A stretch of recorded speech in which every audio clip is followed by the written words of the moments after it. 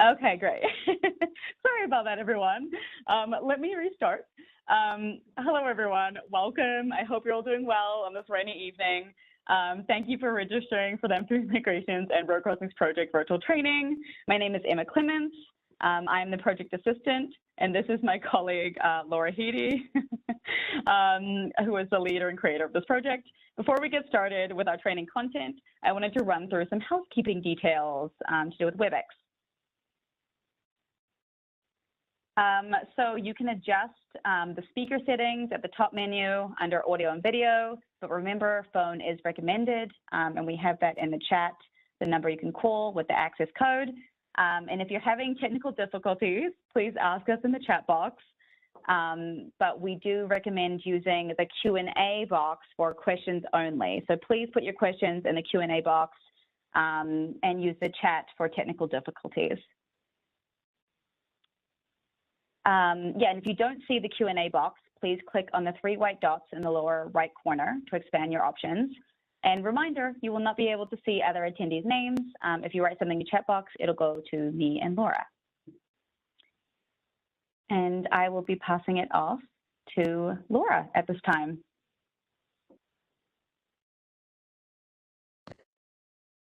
Okay, great. Thanks, Emma. And good, I guess, late afternoon, everyone. And yeah, thanks for joining us on, well, I have to tell you my favorite number is 2. So I'm very excited that it's Tuesday, February 22nd, 2022. And we're glad to have you all here on this warm, rainy day.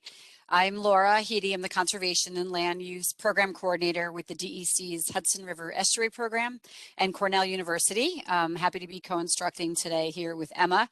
And we're actually in the same room, so we're facing some new challenges with hearing each other, both in person as well as through our headphones. So don't mind us if we get a little distracted by that.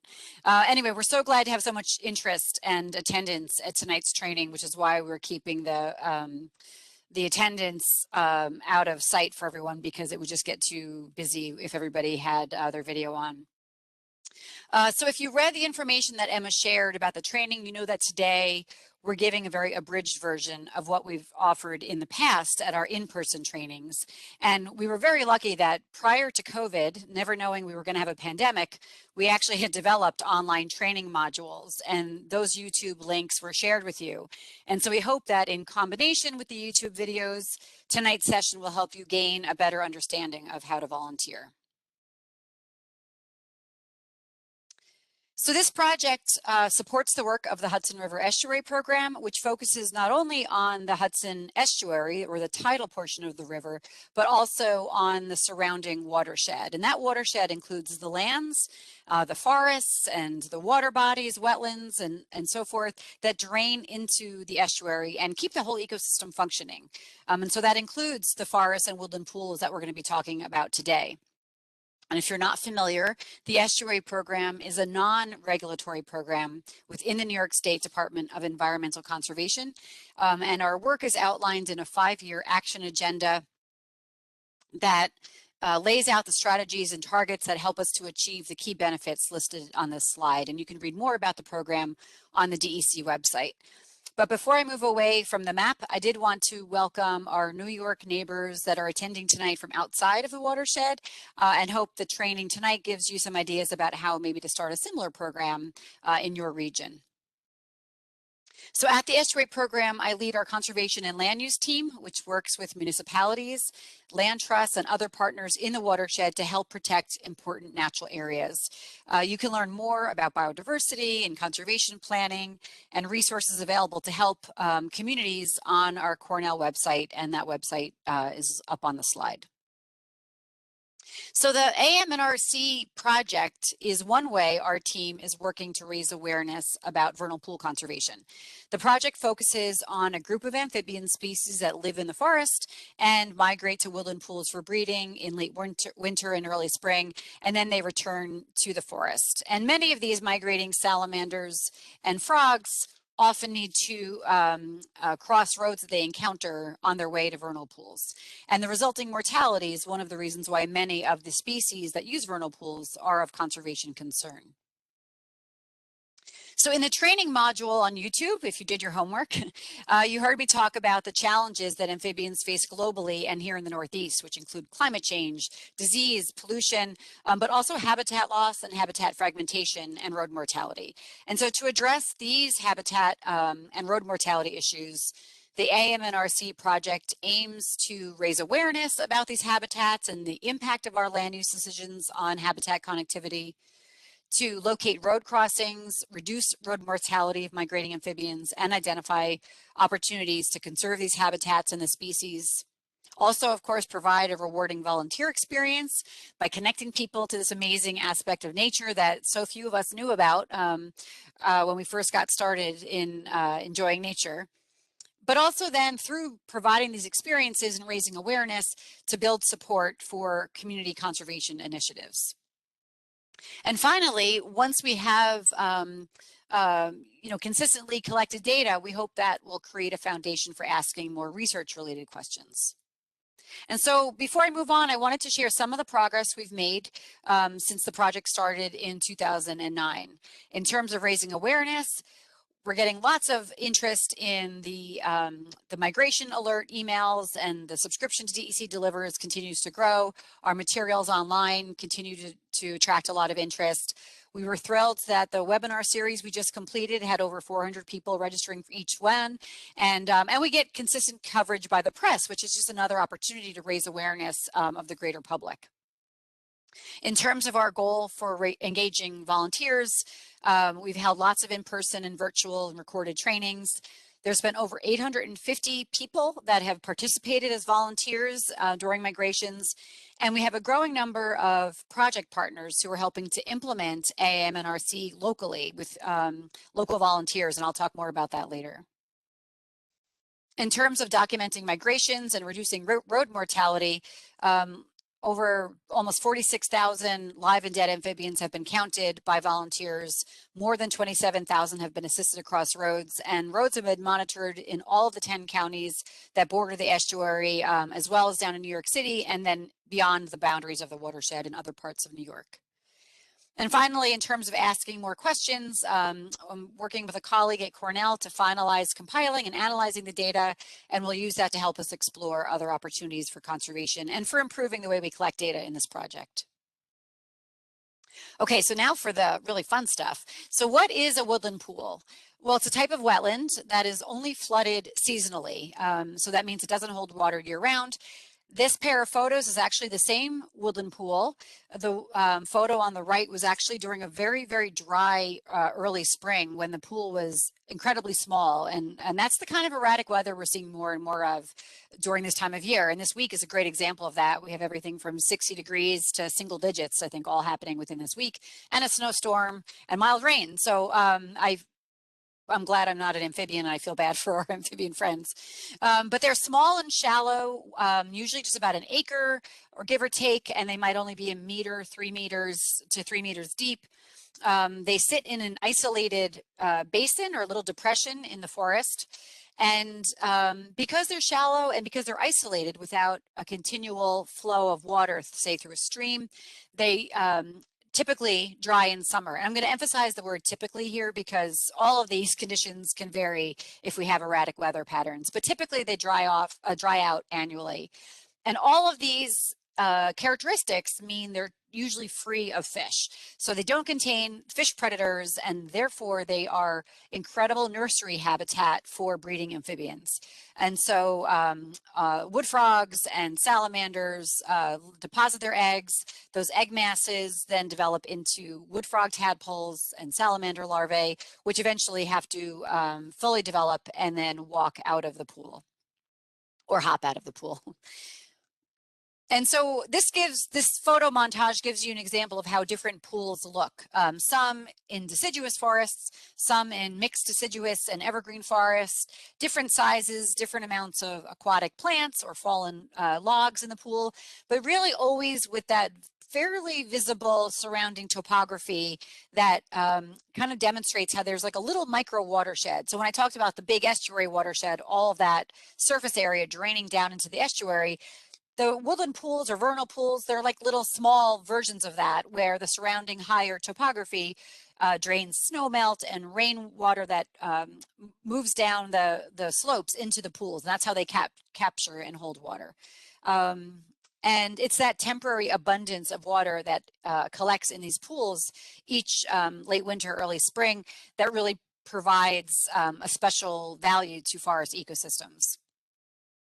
And if you've driven around on a warm, rainy night, you know that you'll see frogs and toads hopping throughout the spring, summer, into the fall. For the AM&RC project, we're focused specifically on forest amphibians. So these are amphibians that spend all year in the forest throughout the watershed, but they prefer woodland pools for breeding, where they may just spend a few days to a few weeks. And these include spotted salamander, which is in the upper left corner, the Jefferson blue-spotted salamander complex in the lower left corner, the marbled salamander in the upper right corner, and the wood frog. These are the species we consider to be kind of specialists that rely on woodland pools primarily for breeding. We will make a note, there's an amphibian identification guide available on the website, as well as in the volunteer handbook on pages 13 through 16 if you're following along. There are other species that are observed during migration nights, especially common species, even like spring peeper, that are not strictly woodland pool breeders. So when does this all happen? When do the forest amphibians make their journeys from the forest to woodland pools for breeding? Usually it's in March, but depending on where you live, it could be as early as February, as late as April, and even into New England, it's like May. And these species leave their winter shelters in the forest. They migrate across land to the woodland pools for breeding and for egg laying. And after breeding and egg laying, they then return back to the forest. One thing to note, marbled salamander on the previous slide, they breed in the fall. So we don't expect to see them during migrations this time of year. I think there's only maybe been one or two ever seen since the project started in 2009. So breeding migrations usually occur on the first few rainy nights in late winter or early spring after the ground has thawed and evening temperatures are at least 40 degrees after sunset. There's a little give or take there. Tonight, it's warm, it's rainy. However, the ground is not thawed everywhere. We really need those three conditions in most cases. There has been research showing Jefferson blue-spotted salamander might migrate before the ground is fully thawed. So there's always kind of these fringe season times when it's worth looking. Tonight, I think it's, as of yesterday, I couldn't even poke a garden stake into the ground in the mid-Hudson in Ulster County here. So it's a question whether or not there'll be any movements tonight. But you may have heard that when all of this migration happens, when everything lines up just so, and there's an explosive number of amphibians moving, hundreds and thousands of amphibians moving, people use the term big night to describe this. I find in most years we've been getting mixes of medium and small nights. We don't necessarily capture or observe the big night, but it really depends on the weather and that changes from year to year. So you might be thinking to yourself, especially if you joined us for the other webinars, this movement between habitats requires what we call habitat connectivity, a connected landscape that enables safe movement by wildlife. And thanks to conservation and stewardship efforts by state and municipal agencies and land trusts and landowners, some migrations happen safely deep in the forests where the only threats to these migrating amphibians might be predators like raccoons, snakes, turkey, and other species. But often there's development that severs habitat connections, and these small animals need to cross roads and long driveways on their way to the breeding pools and then back to the forest. And research has shown that even in low traffic roads, there can be significant mortality. And the fact that these amphibians are moving all at once means that local populations are very vulnerable all at the same time. And that makes it an even greater threat as they're moving across land. And so that's where the Amphibian Migrations and Road Crossings Project and our volunteers can help. And that's why this project was designed to, again, raise awareness, decrease mortality, bring attention to the need for habitat conservation in vernal pools and forests and so forth. And so I'm going to now pass the mic over to Emma, or you could actually grab the slide sharing from me if you want. And Emma's going to talk a little bit now about how you actually volunteer. So thank you for listening. I'm going to mute myself.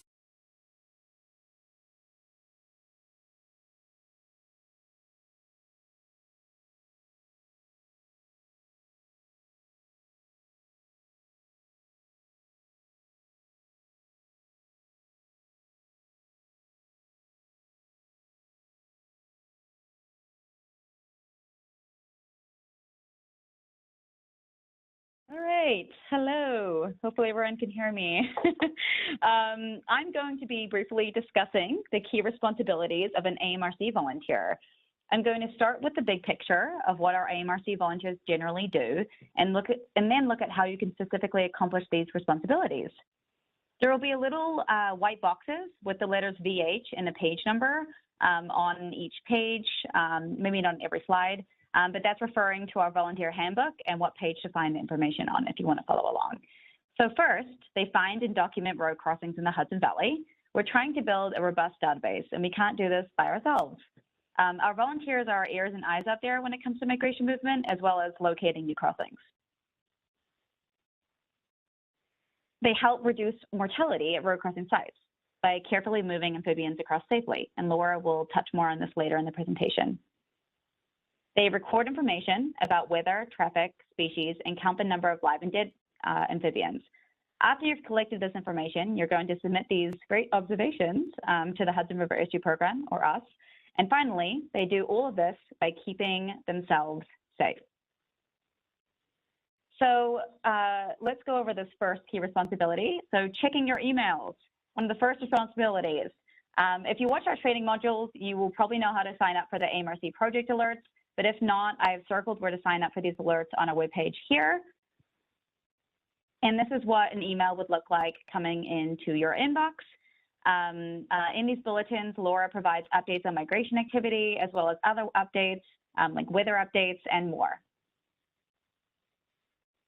Checking conditions is another big one. This project spans across 10 counties. So when Laura sends out the AM&RC alerts, she will be giving you a broad sense of the weather. We probably all know just how unpredictable the weather can be around this time of year, so it's up to you to check out what's happening locally. I tend to use my weather apps on my phone to give me a quick look as to what's happening, but if you want to go a little bit more in depth, I love using NOAA's weather website.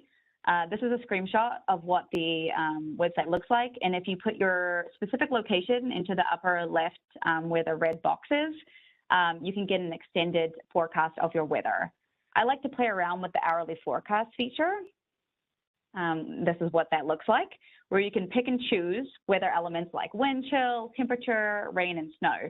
And as Laura mentioned earlier, we're really looking to, at when it's raining and if the temperature is staying above 40 degrees after sunset. So highly recommend using this website if you want some more precise weather predictions.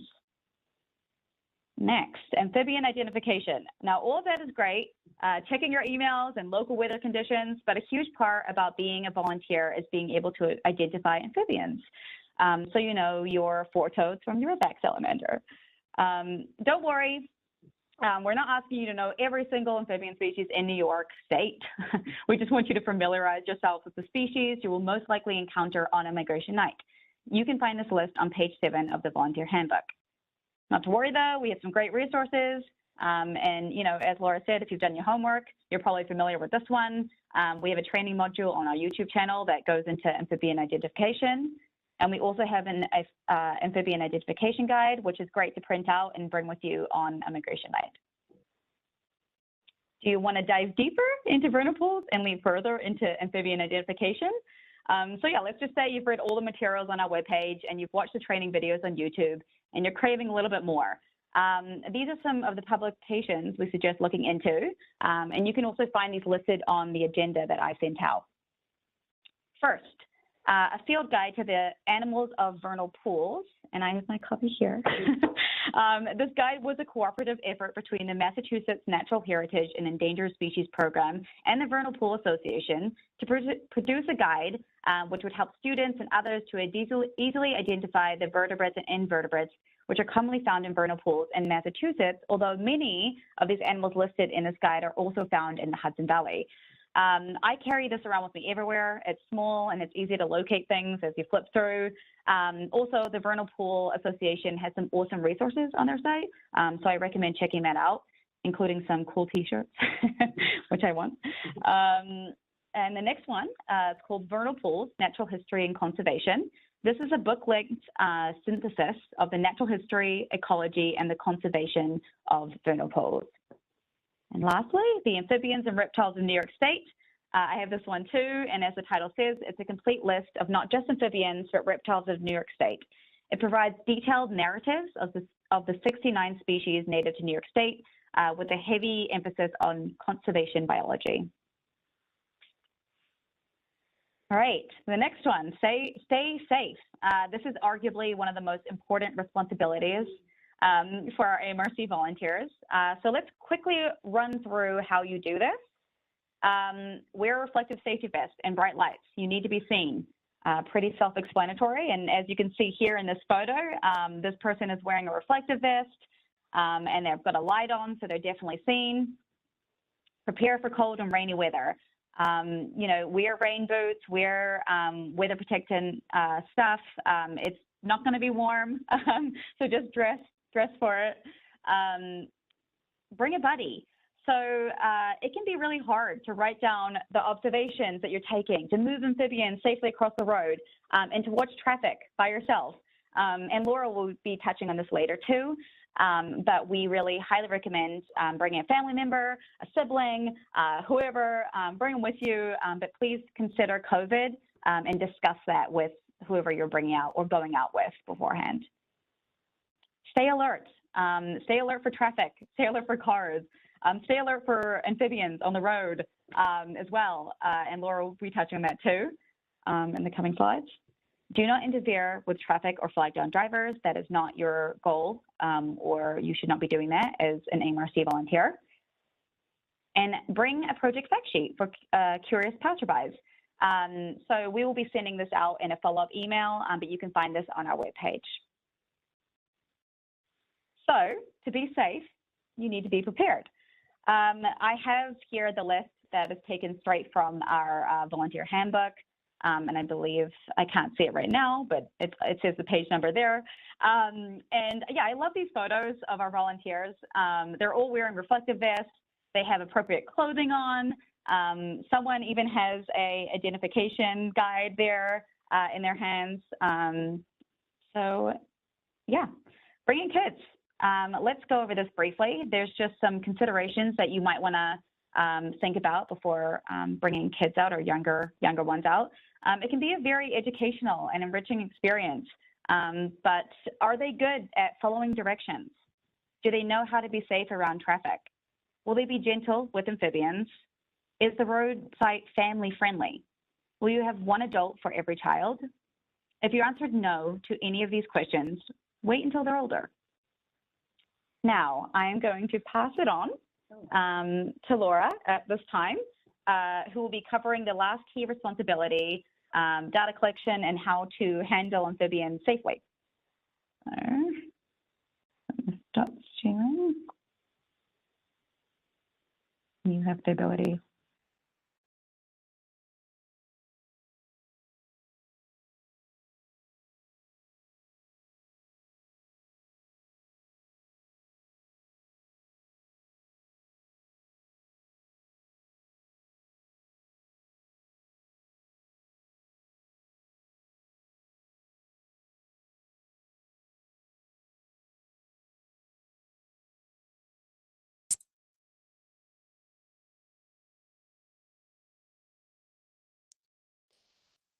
Okay, great. Thanks, Emma. So, right, so I was going to shift over to, now that you've established how to keep yourself safe, how to be prepared, and now thinking about how do you actually document the migration once you get to, you know, heading out. And so Emma already emphasized the importance of bringing a buddy, you know, having somebody along to be an extra pair of eyes for traffic and for amphibians on the road. I also wanted to just give a shout out to the growing number of program partners that are organizing volunteers locally. And this is just a collection of some of them. When we follow up with an email after tonight's webinar, I'm going to include the names of some of the partners that have been helping us out with their contact information, because some of them have their own little phone trees or their own trainings to kind of help coalesce volunteers locally. So for example, Wallkill Valley Land Trust has been helping out in the kind of New Paltz and Town of Lloyd area. Columbia Land Conservancy has helped up in Columbia County.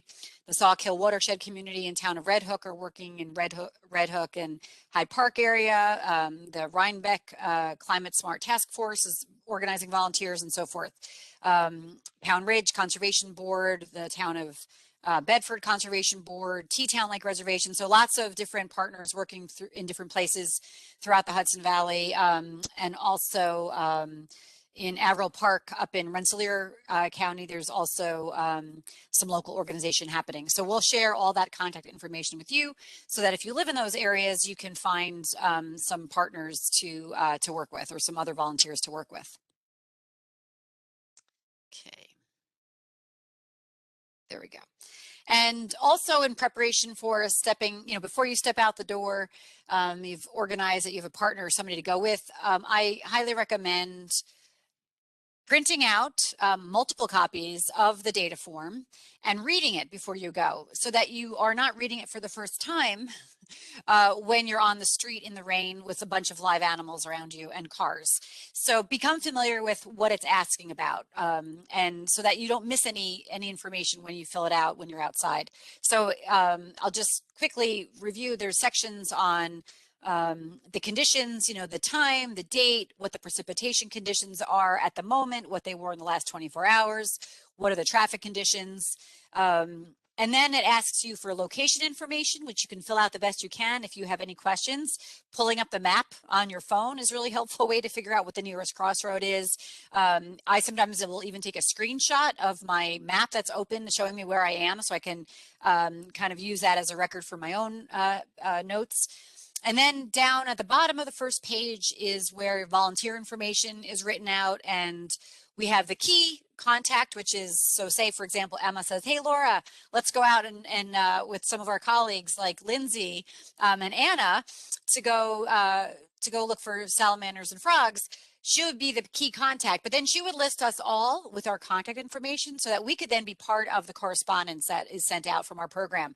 Because if you have been involved, you might know that there are little special surprises that volunteers get if they've joined in for the first time, and we can't mail those out if we don't get all of the names of the folks in your group and their contact info. So, err on the side of being thorough. And then definitely be very thorough on the backside where we track the salamanders, frogs, toads that were observed during the migration, live and dead, unfortunately. The general direction that they're moving, we know that amphibians might be moving in different directions on a road. So if it's too variable, just say that. But if you think they're all moving in one direction, look at your map and figure out what direction that is. Is it north, south, and so forth? You can then also indicate how many animals you helped move across the road and provide extra comments if you need to. All of this will then be your record for transferring it to the online data entry, which we'll talk about in a moment. Also note, you want to bring multiple copies of the data form if you plan on visiting more than one road on a particular evening or across the migration. So for every time you go out on a particular road, that road stretch could be a mile, it could be a quarter of a mile, depending on the concentration of the movement. But for each road, we want a separate data form. Otherwise, it's very hard for us to enter it in the database if you're using one form to capture multiple roads. All right, and then now for thinking about both data collection and amphibian safety, once you've been, carefully driving around, you might have the windows down so you can listen for the sound of wood frogs to kind of help you orient to where vernal pools are. You want to, if you start seeing some activity on the road, park the car carefully. Try to park if you can somewhere that's not right in somebody's front yard. Find a little pull off that hopefully isn't getting too into the margin of the road where there might be grassy or vegetated area where amphibians might be. And then once you've parked safely for yourself and for amphibians and for not, annoying any neighbors, start walking carefully. You want to make sure, we talk about having a headlamp so that you're visible on the road, but you also want a strong flashlight because headlamps are not adequate for illuminating the road enough so that you're not stepping accidentally on salamanders and frogs, particularly our smaller species like fork-toed salamander, spring peeper. They can be very hard to see sometimes, especially in the dark and the rain. So you want something very bright to illuminate the road, and you just start walking carefully and looking for amphibians. And once you've spotted a live amphibian, you want to mark your data form. And one note, those paper data forms, if you happen to have waterproof paper right in the rain paper and you print it out, then that works great when you're out in the rain. If not, we recommend our amphibian identification guide. If you laminate that, you can keep that on top of your data form on the clipboard and use that to kind of protect the paper. I also sometimes will carry scrap paper, and then as I go in and out of my car, I will mark down what I'm seeing.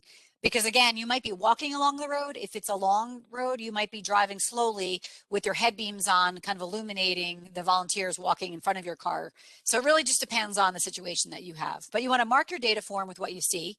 If you see a salamander, you have no idea what it is.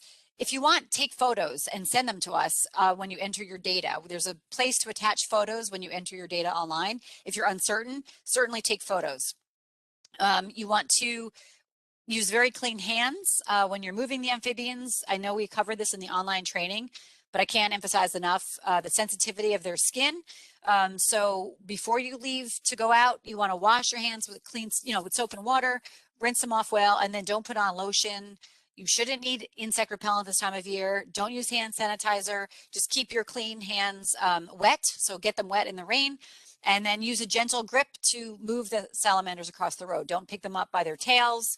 And if you're uncomfortable doing that, the volunteer on the left is demonstrating using a very clean bucket. It would be great if that bucket was a little bit wetter. So we want to get some clean water in the bucket also to keep the amphibians just moist. We don't want them swimming in water, but just keep that in mind. Keep them moist. Handle them as little as possible. So just move them in the direction they were going and move them on their way. Put them down, let them continue where they were going.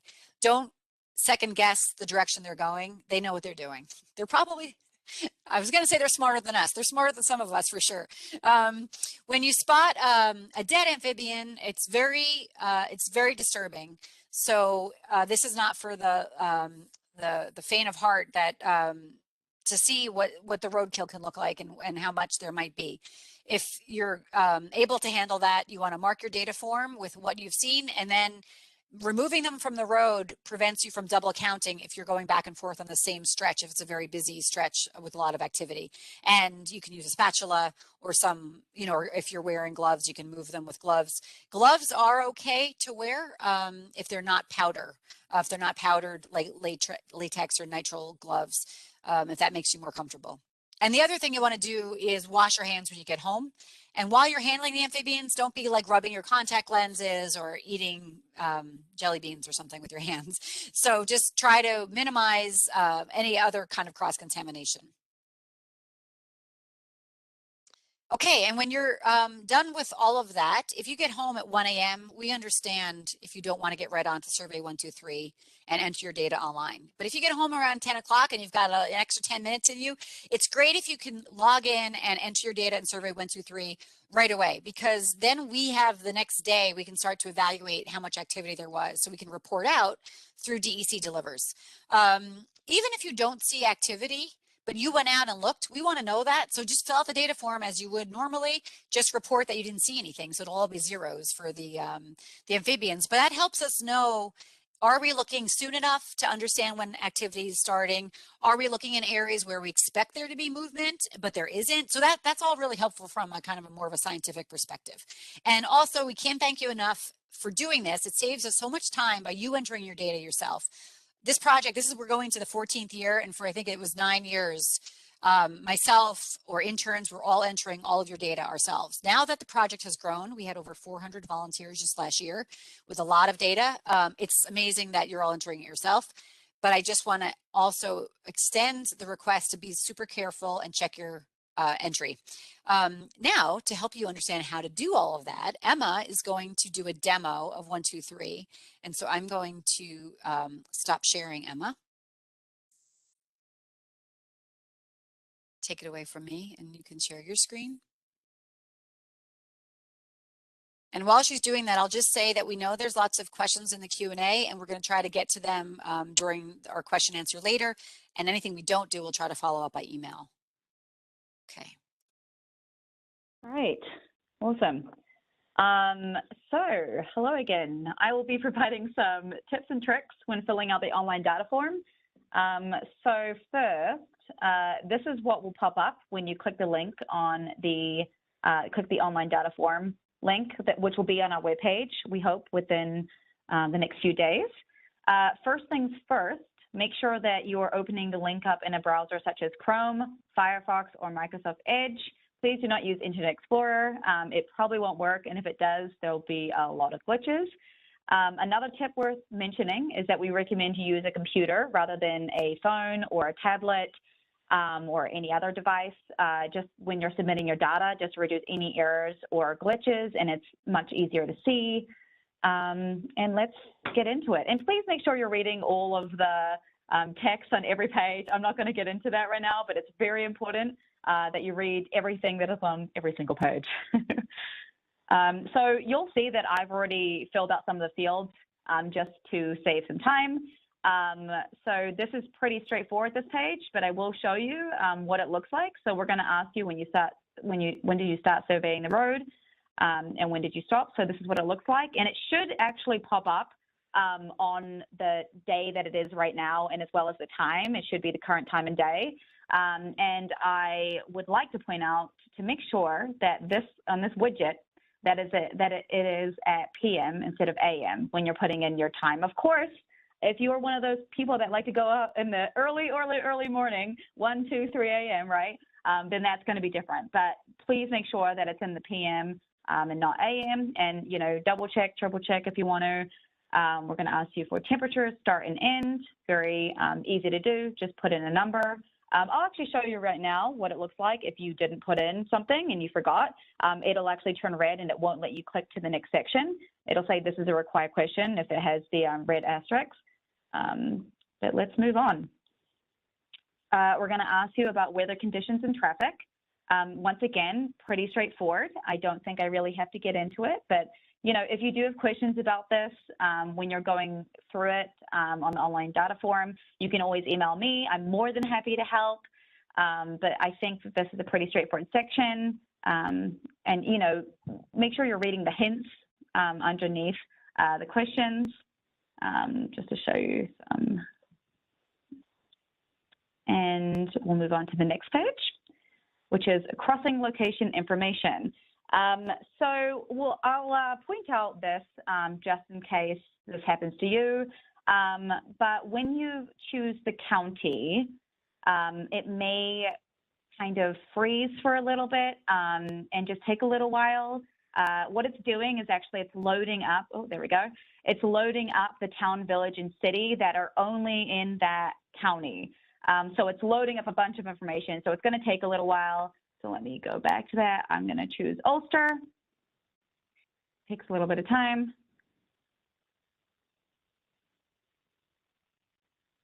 There we go. And I'm going to go down to Newport Village. And I've put in my road name, and I surveyed this road last year, so I'm going to click yes. The approximate length of the road stretch that I surveyed was 0.5 miles, and make sure it's in miles. You can do this pretty easily nowadays. You could go on Google or whatever to make the conversion, or do it yourself. The nearest crossroad, I put that right in, and now we're going to get to the map portion, and this can sometimes be difficult, so I will explain these icons first. So we're asking you to put in the point of where the crossing, where you were at this crossing. It's a pretty cool feature, but yeah, it can be a little confusing. So the first thing I'm going to do is I'm going to click this icon on the left, which actually, if you hover your mouse over any of these, it's going to tell you what it is. So this is a large map. I want it to be larger, and there it is. It enlarges. And you'll see here, this is a zoom in button, zoom out. This is default map view on the little home button there. I recommend not hitting that because it'll bring you all the way out. And, you know, if you're zoomed all the way in, you don't want that to happen. This will say find my location. So if you have your location enabled on your computer, you can actually click that and it'll go directly to where you are. We don't have that on our computers. And then over here is kind of cool.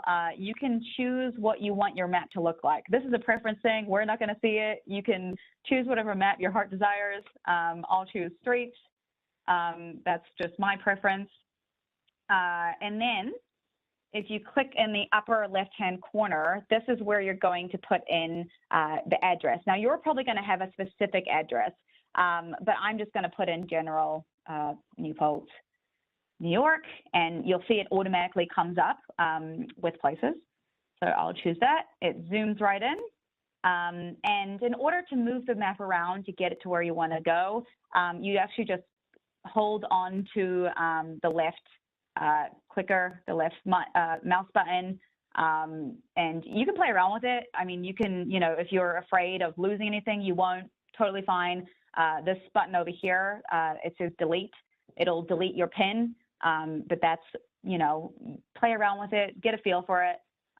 Make sure you're zooming in as close as possible. We want it to be accurate. So if you're zoomed out, you know, here, and you're like, oh yeah, there was the crossing. That's, if we zoom in, you know, that's not, you know, accurate. So let's zoom all the way in. Let's say this is where my crossing was. All you have to do is click on either the right or the left mouse button, and it'll drop the pin. And there we are. I've captured my location. You can see the lat long is down there too. And I will exit out of that, and that's all I have to do for putting my point on the map. You can add some additional comments on the crossing location. But now we're going to move forward to volunteer information. And so you won't see all the information that's underneath right now, but because I filled it out ahead of time, it's giving me that information. So all you're going to see is this your first time submitting data for the 2022 migration? Please click yes if it is. Don't just click no, because we will ask you less information when we click no. But when you click yes, basically we're just going to ask you the name of yourself who's filling out this data form, or the key contact, we're guessing, and then names of other volunteers in groups, in your group. And once again, we really want you to put the first and last names of the people in your group. And if they're not comfortable with it, or if you're not comfortable doing that, please email me. We do this because we want to improve accuracy in our database, and we want to follow up with questions and materials. And like Laura said, we occasionally send gifts to our volunteers. So if you're interested, definitely put your first, last name, and email address. And if you want to, you know, put your mailing address too, that's very helpful, but we can always reach out to you. And then we're just going to ask you some very general questions: total numbers of volunteers in your group, phone number, email address, mailing address. Pretty straightforward. This question is going to ask if you've attended an in-person, virtual, or you've watched the training modules. So it'll, if you click no, that won't show up. If you click yes, it will. And then down here, are you volunteering with one of our partners? And I will move on to the next section, which is Amphibian information, which is really important, right? So if you didn't, like Laura said, that's still valuable data to us. You can click no, and then it'll bump you to the end of the survey. If you did, it'll come up with this little statement here. So, you know, on the following pages, it's going to list out all the species that our volunteers have seen during a migration, but you might leave a lot of them as 0, and that's completely fine, no worries. We also have a web link to our species identification guide if you need help. And once again, double check, triple check all the numbers that you're putting in. Last year, whether that was a glitch in the system or people were just having difficulties on their device, we had a lot of negative numbers. And yeah, we don't want that this year. So just double check, triple check all your numbers, and let's move on to see what it looks like. So this year we have moved salamanders onto one page and then frogs and toads onto another page, just to kind of reduce confusion, make it a little bit more simplified, a little behind the scenes on our end. It's listed like this. It makes it a lot easier and in the formatted way on our end, and as well as, you know, just having everything listed for you to see. You'll see here that I have, oh, I didn't, let me put that in. There we go. I saw 3 live, and let's say I saw 1 dead. And you know, that's also really important to make sure that you're putting the amount of live and the amount of dead into the correct boxes too. So I'm going to go all the way down. Thank you for dealing with a long scroll, but it really helps us. Next, frogs and toads. I didn't see any frogs and toads. So I'm going to click to the next section, which is amphibian crossing information. This is also pretty straightforward. The general compass direction that they were moving in was east, and I actually use my iPhone for that. There's a compass app or widget on your iPhone, really easy to use. We also want to know how many amphibians did you help to cross the road? How many live amphibians? So I put 3. And if you have any additional comments, you can put them there. And last but not least, we're going to ask you if you want to upload photos. So please read everything on this page before submitting. You can attach up to 5 photos with your data form. So if you need help with identification, or if you had a question about the amphibians you saw, you can upload them here. You can also email them to me if you have more than 5. And yeah, you can also upload photos of volunteers in action, wearing the appropriate attire, of course, and add any great photos that you take that aren't blurry and feel that are important to send us. We are asking that you put each file, you label the file in this format here. And it's pretty easy to do if you upload it on the computer. So I want to upload 1 photo. So I just clicked 1, came down here. I already uploaded a photo, but I'll go back in to show you how that's done. So I can delete that. It's going to ask you select an image file.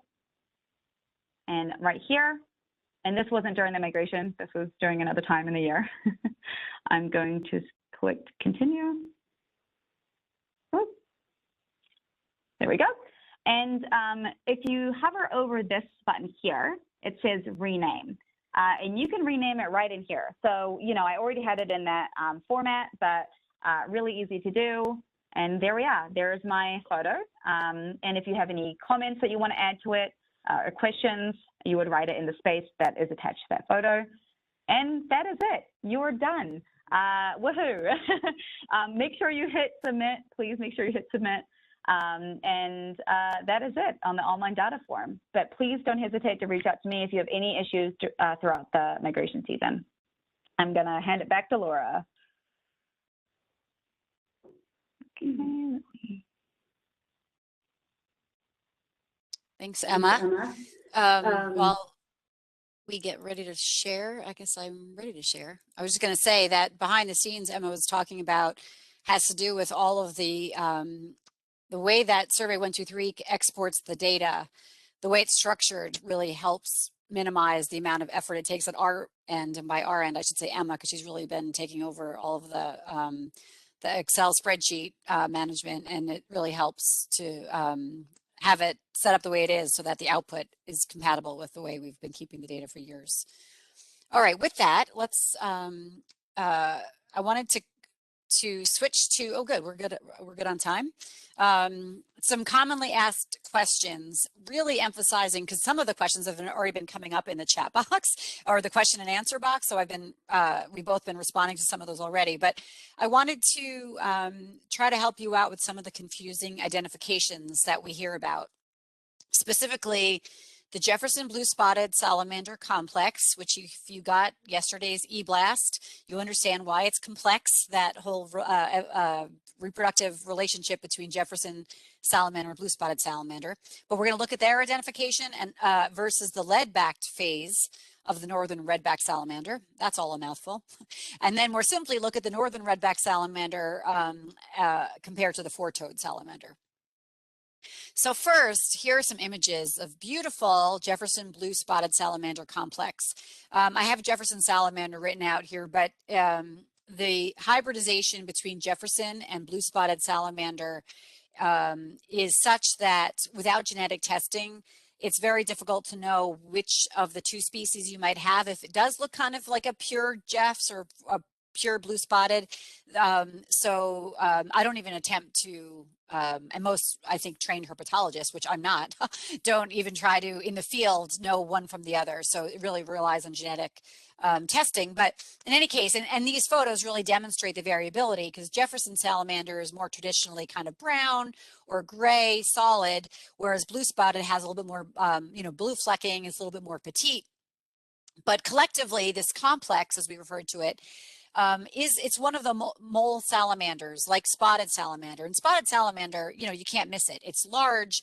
I'll just tell you, I'm a size 9.5 women's shoe, and when I'm wearing like my boots when I go out in the rain, my foot looks quite large. And I've had spotted salamanders next to my foot, and they are as long as my foot. So we're talking like large salamanders here. And Jefferson and blue spotted salamanders are part of that mole salamander group, which refers to the fact that they go underground like moles, not to be confused with the species of mole salamander, which is a specific species. But anyway, this group, they're very robust, large salamanders. And you can see in relation to the hands and fingers in these photographs, these are large salamanders. If I can grab your prop here, in the Gibbs and Bryce and other identification guide, I love that field guide. It's not just a field guide. They have a lot more information in there than identification, but they talk about the exceedingly long toes on the Jefferson salamander. And I feel like that middle photo, you really can see those hind toes and the front toes. They're really long. And so that is a good trait to look at in relation to the lead phase of the redback salamander. So northern redback salamander, you're probably familiar with, is the most common. They're everywhere. Some people, you lift up a rock, there's one under the rock. You roll a log, there's one under the log. They're often, even in people's gardens. I think if they live near the woods, they'll find them underneath organic debris. But there is a lead-backed morph or a lead phase of the redback salamander, and it's missing the red back. And so it ends up looking like this photo on the right is an example of one. It's also just dark gray and has a little bit of blue flecking, much like the Jefferson blue spotted salamander. But when you look at these two next to each other, it's obvious the size is quite different. I was joking with Emma earlier that the wee arm and toes of the leadback is like one toe of the Jefferson, and these, they're really very petite body compared to the Jeff blue spotted salamander, and they're only 2.5 to maybe 4 inches long. So big size difference, and that really can be the tip off. While the coloration is similar, the body structures are very, very different. Now, here we have the more traditional redback salamander. So here they are side by side, the traditional redback salamander, and then the lead phase of the redback salamander. So very similar thin body types, but again, the redback salamander has that very distinct brick red, orangish stripe going down the dorsal part of the body. I bring up the northern redback salamander because it is easily confused with the four-toed salamander. And here are photos of the four-toed salamander on the right now. And the body lengths are fairly similar. If you see 2.5 to 4 inches long on the redback salamander, 2 to 3.5 inches long on the four-toed. I want to point out, again, redback salamander, very common. They breed in under rotting logs. They breed in, kind of organic debris. And four-toed salamander, on the other hand, will breed in woodland pools. And they're a species of greatest conservation need in New York State. So it's very exciting that volunteers are seeing four-toed salamanders. I'm wondering if migrations are actually a good chance to be able to detect four-toed salamanders and where they are. However, they are hard to detect when they're on the road because they are very thin and they can be very tiny. And I'm impressed with our volunteers that they're finding them. One of the key distinguishing characteristics between these two species is the belly, which you can see in the lower right-hand corner. The belly of the four-toed salamander is bright white with black flecking. as opposed to the belly, which you can kind of start to see the side on the side of the redback salamander is more like salt and pepper, very fine speckling. Also, the four-toed salamander on the right has rougher skin. It also has a little constriction at the base of the tail, which people will compare to, almost looks like a rubber band was kind of around that spot and it was on a little too tight. And that's actually the break-off point for the four-toed salamander tail. If they are trying to flee from a predator, that tail can be dropped off and the tail will continue to wiggle to distract the predator as the rest of the four-toed salamander walks away. Obviously, the other key piece of why it's called the four-toed salamander is that it only has 4 toes on its hind feet. And the only other salamander that has that are mud puppies, which are a large aquatic salamander. However, they are so tiny, and if you're out in the middle of the dark and the rain, you might not be able to pick up and look at each of the toes. So trying to pay attention to that, the belly, if possible, is a good way. The other thing I wanted to point out is the color variability. Granted, your computer monitor and the photograph or the camera I use to take the photographs might also be contributing, but they can be bright orange like the one on the top, which looks very much like the redback. But again, it's not a distinct stripe. It's more almost the whole dorsal area is reddish. But you can even see in that top photo the difference in that whiteness of the bright whiteness of the underbelly showing that with the black flecking. And the one example on the right, or I'm sorry, on the bottom, four-toed salamander is a little bit more of that orangish color. Okay, so those are the salamanders I wanted to try to reduce confusion on. Again, we're really interested too in spotted salamander, hard to miss, dark body, yellow polka dots. The Jefferson blue spotted almost looks like a spotted salamander without its spots and with some blue flecking. And then we get into those smaller, more petite salamanders that are all part of that group that could be confused. But if you really learn about body size, that helps.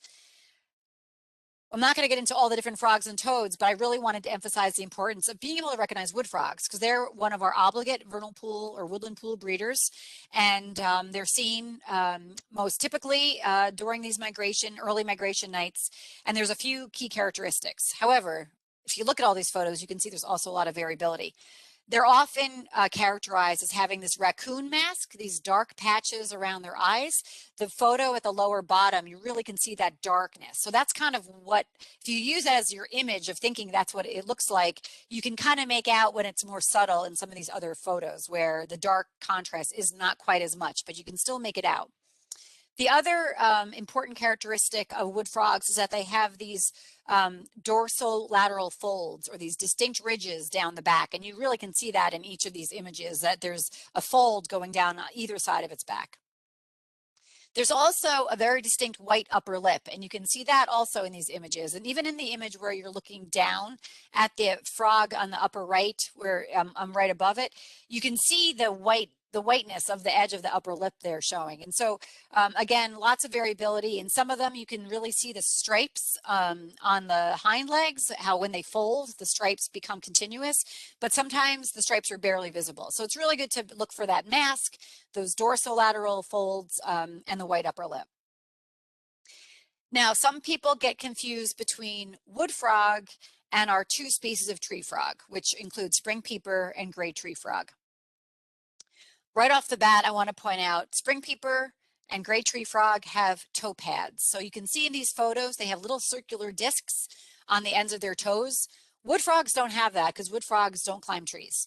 So that's a big distinguishing characteristic. Also, spring peepers are very common during migrations. Sometimes people can't even count them because there's so many.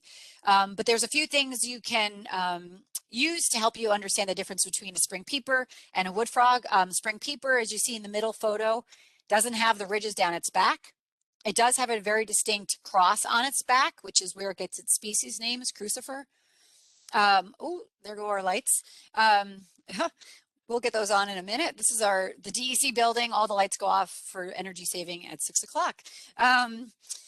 They, again, as I mentioned, they're very common and they're very small. So they're only 1/2 inch to 1.5 inches long, whereas their largest size is like the smallest range of size for the wood frog. A little bit bigger is the other tree frog we have here, the gray tree frog.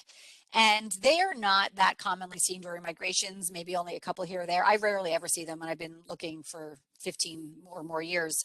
But their size kind of between peepers and wood frogs. They have very bumpy skin compared to the peeper. They also have this yellowish wash in the kind of their groin area, and you can see that a little bit in the hind legs in the photo. They also have dark blotches on their backside, which don't form that very distinct X that's on the back of the spring peeper. And again, they have toe pads. So those are some of the ways you can make the identifications of these particular frogs less confusing. Also on migration nights, folks will see green frogs, occasionally bullfrogs, pickerel frogs, some leopard frogs. And I just encourage you to look at the Amphibian Identification Guide or listen to the YouTube presentation that Emma recorded on identifying all those different species. But we just wanted to focus in on a few that are most readily or frequently confused. I also wanted to hit on a couple of other, we have 15 minutes left, and we wanted to use this time to hit a couple commonly asked questions and then also entertain some more of yours. So we've seen in the chat box, or rather the Q&A box, a lot of questions on where to go to survey. So the answer to the question is there a map? The answer is no. So when I started this project back in 2009, we didn't have a clue. There was not one like location marked on a map anywhere. And we used to joke that if suddenly there was a windfall of funding for transportation improvements that would prevent mortality of amphibians, we wouldn't even know where to devote those resources. So, and again, it's a huge geographic area. And so really without all of the help of volunteers throughout the Hudson Valley, we wouldn't even begin to know where they are. One of the challenges is some volunteers only go out once ever, and they go to one spot and we never see that spot visited again. So so we don't have a complete map. We're starting to have a collection of locations that we feel have been visited enough times that we can start to look at that they, or consider them high activity. And those are the kinds of data analyses we're just finishing up and looking forward to sharing with those project partners so that they can use that to inform where they're organizing volunteers. You certainly can contact us and we can see if there's anywhere near where you live that is a known location. But we're also encouraging you to listen to the YouTube module that talks about ways to find places to go. And that basically boils down to large forest or areas of large forests and wetlands. So places where there's, because even if there's a large swamp, if there's isolated pockets of kind of fish-free water, there's a good chance that there might be some amphibian breeding by species that would normally use vernal pools.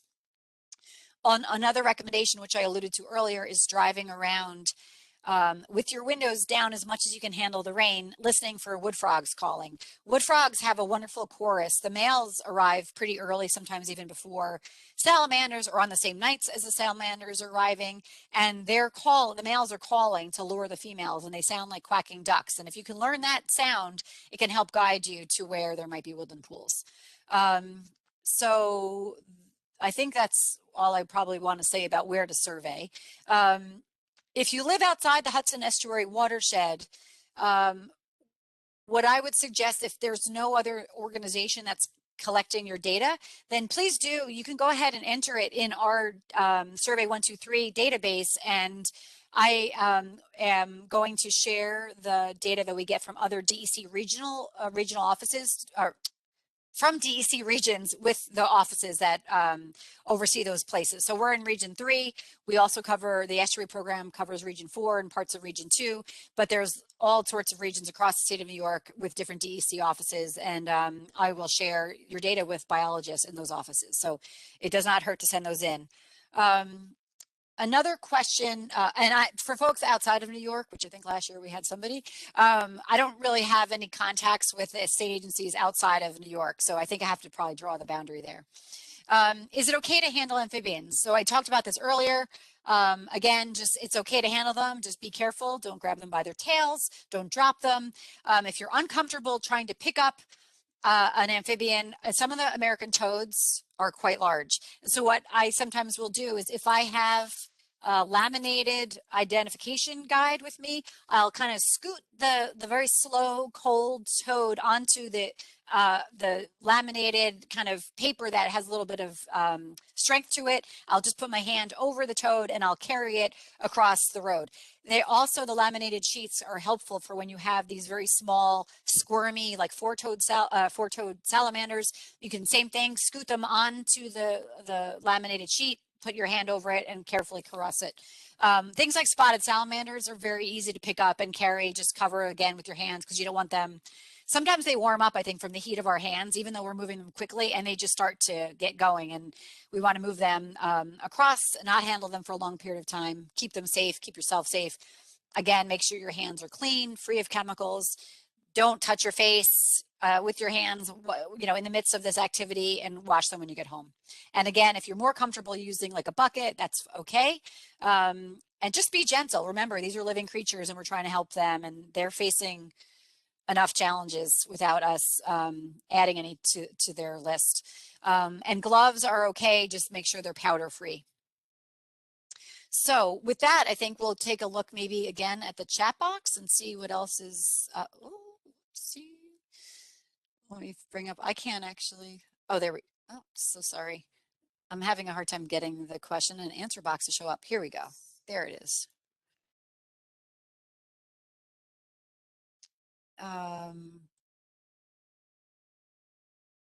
Okay, so we've answered some, which hopefully you can read in the Q&A box, but so somebody, okay, great. Somebody said they're not receiving the email blasts I've mentioned. Okay, so Emma, since I'm sharing my screen, if you're able to go to the DEC Delivers email I sent yesterday, at the bottom, there's actually a direct link to signing up. And so I'm going to explain the confusion.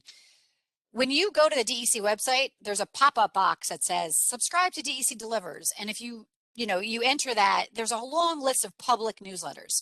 This one's not considered public, unfortunately. So you have to go to our project webpage and actually fill out the DEC Delivers box there that says sign up for AM&RC migration alerts and project updates. You can either do that, or we'll put the direct link for that DEC Delivers newsletter sign up in the chat box. Do you see that at the very bottom? It says if you don't.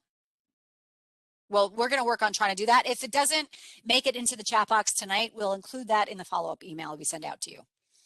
Thanks for bringing that up. I meant to do that myself, and I'm glad you did. Somebody asked, is there an ideal number of volunteers per location? That is really a factor of how busy it is in terms of amphibian activity.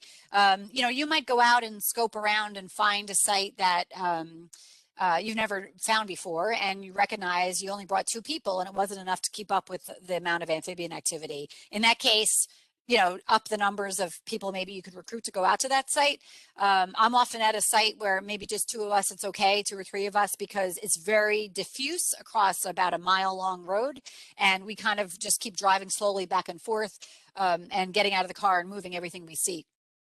Every site is different. And so I'm sorry I can't give black and white kind of guidance, because it really requires kind of adaptation based on the site. And what I would do too is just feel free to always follow up with us with questions if you have any. I have to tell you all that I would be lost without Emma helping, because the amount of email we get this time of year, the amount of press requests that I get, the amount of inquiries about the project, people interested in doing research with the data, it's like endless.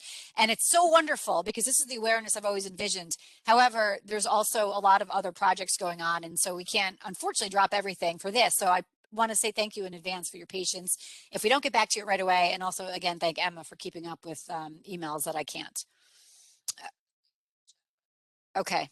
Is there a best time? So great. The link to sign up for the DEC Delivers newsletter about this project is in the chat box. Thank you, Emma. Oh, great. I'm happy to see people's excitement and thanks. Do you have a suggestion about how volunteers can find each other and coordinate in a local area, share information about where to go, et cetera? Is working with a partner organization the best way to do that? So that depends if you have a partner organization who's helping with the project. I'll tell you, the towns of Pound Ridge the town of Bedford both use their conservation advisory or conservation boards. They're actually elevated to boards. Many towns have environmental commissions or conservation commissions, conservation advisory councils. They are appointed groups of volunteers to help advise on environmental issues in their communities.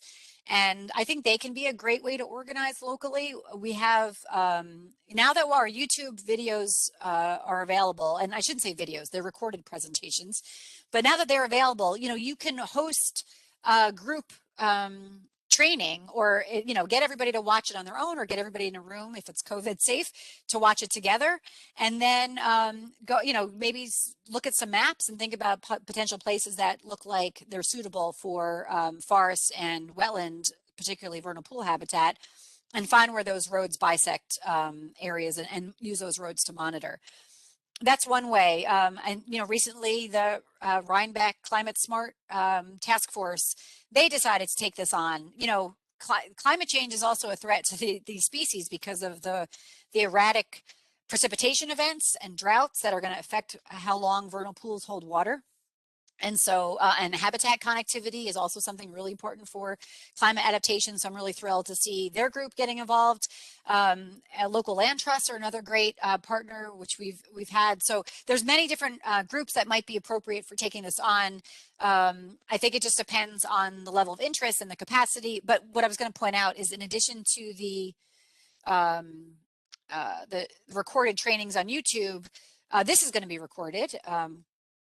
I'm embarrassed to say at this point because I'm talking like a mile a minute. But also, if in-person trainings become safe again, I have all the instructions to do what I call our mock migration, which is where I had a photo in one of my slides earlier, where we actually do an indoor migration without live amphibians. We have 2 size laminated amphibians cut out, and we spread them out on the floor, and we turn off the lights, and everybody has to dress with headlamps so they recognize how hard it is to see.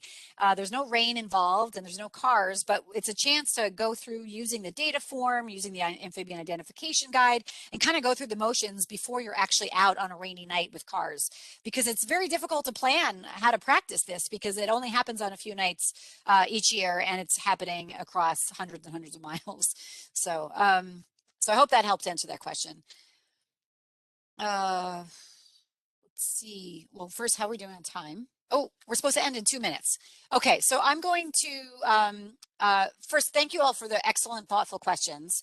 We're going to look through the Q&A box. If there's any questions that we didn't get to tonight, we're going to have a record of them, and we're going to try to include those in the follow-up email that will be sent out.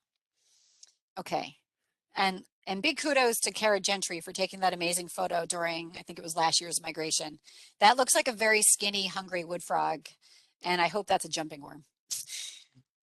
Okay, so we wanted to do a quick debrief and wrap up before we close for the evening. So first, just to remind you that you can watch the full presentations we've mentioned at any time on YouTube, and you can download and print the volunteer handbook, and you can even use that to help organize if you want to do your own training, and always certainly reach out to us for advice. After this training, you're going to be automatically directed to a program evaluation. A little pop-up like this will show up that says you're being directed to an external site. That's just because it's taking you to our survey. I hope you'll continue and move through that little pop-up box, because we really value and appreciate your feedback. And in the next week, you'll receive an email with follow-up information and resources. And we always like to close with a little moment to get choked up and think about what we're doing here. And so I was just going to share this poem, Birdfoot's Grandpa, by Joseph Bruchac, with you. This is about toads, but you can imagine it's about any of the species that we're focused on for vernal pool breeding.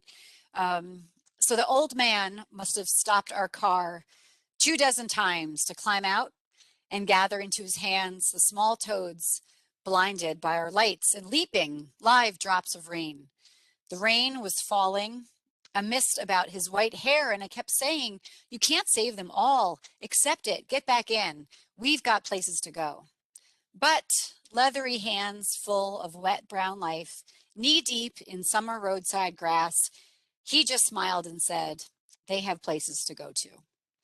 And I know you all have places to go, and so we don't want to keep you longer than we said we would, and just want to give our very heartfelt thanks for your interest, your enthusiasm, your time, and for whatever you decide to do this migration season. If you want to volunteer, if you want to just go out and watch the migration or discover these species for your first time, just be careful, be safe, and keep us posted. And thank you, Emma.